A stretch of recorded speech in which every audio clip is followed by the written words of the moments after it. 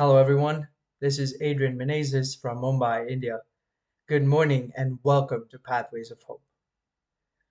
Today's gospel is taken from John chapter 6 verses 22 to 29.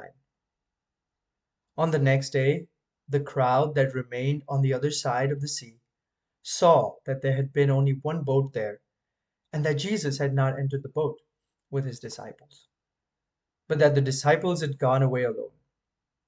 Other boats from Tiberias came near the place where they had eaten the bread after the Lord had given thanks.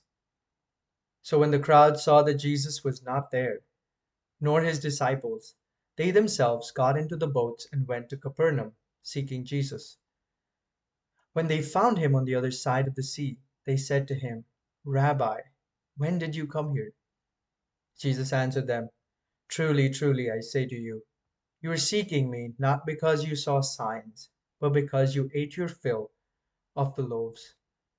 Do not work for food that perishes, but for food that endures to eternal life, which the Son of Man will give you. For on him God the Father has set his seal." Then they said to him, "What must we do to be doing the works of God?" And Jesus answered them, "This is the work of God, that you believe in him whom he sent." There's so many interesting things in this passage, but I want to try to focus on two things that Jesus says. I figured that what Jesus says would be the most important. Jesus says, "You are seeking me not because you saw signs, but because you ate the fill of the loaves. Do not work for food that perishes, but for food that endures to eternal life." I would like us to think about the two things that Jesus is saying here.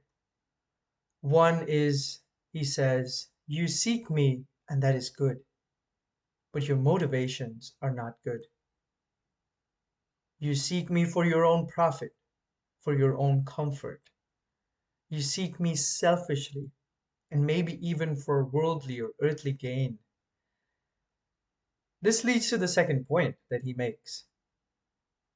We are constantly tempted to run after and work for food that perishes. The world tells us and points many things in our life that are important. The world keeps feeding us with its wisdom.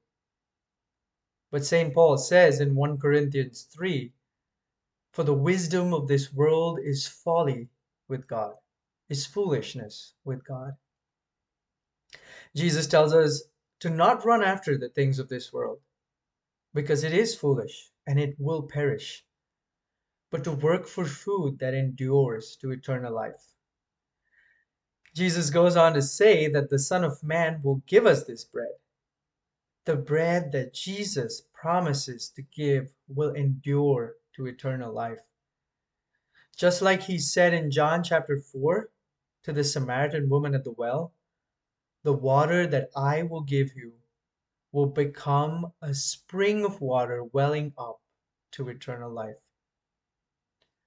How does Jesus make such claims? Some people believe that Jesus is a good preacher and teacher and prophet. But these words about Jesus giving bread and water that bring eternal life are not sayings of a good person, but of a person who sets himself up as God. And being God, he sets himself against the world. The wisdom of the world is foolishness before God. Jesus aims to help us make a choice, that we may believe in him whom God has sent for our redemption and for eternal life. Jesus says that if we are to truly seek him